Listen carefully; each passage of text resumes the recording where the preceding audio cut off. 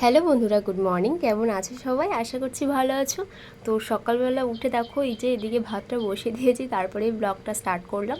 আর আজকে আকাশে মানে সকালে উঠেই দেখি পুরো মেঘলা করে আছে, তাও ভয় ভয় করে ভাতটা বাইরে বসিয়েছিলাম। তো তারপরে ভাত একটুখানি সামান্য বাকি ছিল, তখন এসে বৃষ্টি, তো ওখান থেকে নিয়ে আবার গ্যাসে দিয়ে দিলাম। তো তারপরে হাজব্যান্ড সকালে গেছিলো বাজারে, তো বাজার থেকে এসে তারপরেই মানে বৃষ্টিটা এসছে, ভাগ্যিস মানে তাড়াতাড়ি চলে এসে, নইলে ভিজে যেত।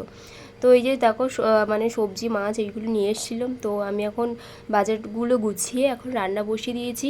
আর পটল দিয়ে আলু দিয়ে আর উচ্ছে দিয়ে ভাজা করছি কালো জিরে দিয়ে। আর এখানে মাছ মানে কিছুটা ফ্রিজে রেখে দিয়েছি। আর পোনা মাছ নিয়ে এসেছিলো, তো সেটা বেগুন দিয়ে আলু দিয়ে রান্না করেছিলাম।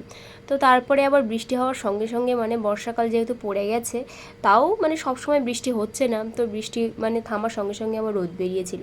তো তারপরে দেখো সন্ধ্যাবেলা এই যে আমাদের মানে বাপের বাড়ির পাশে একবারই পুজো হয়েছিল, তো সেখান থেকে প্রসাদ দিয়েছিল, তো মা সেটা পাঠিয়ে দিয়েছিল।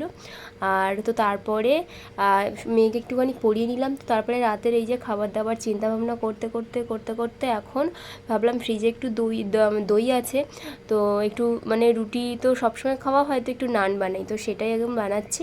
তো ময়দাতে প্রথমে নুন আর 2 চামচ চিনি আর একটু একটু করে করে বেকিং পাউডার আর বেকিং সোডা দিয়ে আর দই দিয়ে ওটা ভালো করে মাখিয়ে মানে রেস্টে রেখে দিয়েছি।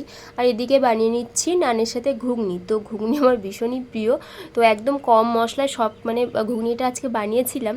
তো বেশি মশলা দিয়ে বানাই, আর এখন মানে রান্নাতেও আমি কম কম মশলা মানে ব্যবহার করি আর কি।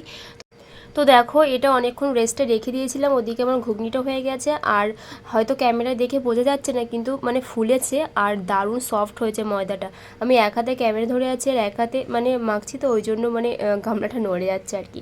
তো দেখো ওগুলোকে বড় বড় লেচি করে বেলে নিলাম, আর তাওয়া একটু জল লাগিয়ে মানে ওই নানের পিঠে জল লাগিয়ে তাওয়াতে বসিয়ে দিয়ে এইভাবে উল্টে দিয়েছি, দিয়ে একদম লো ফ্লেমে করে এইভাবে করে করছি। আর এটা গার্লিক নান বলতে পারো, কেননা আমি উপরতে একটু রসুনও দিয়েছিলাম। তো দেখো কত সুন্দর ফুলেছে।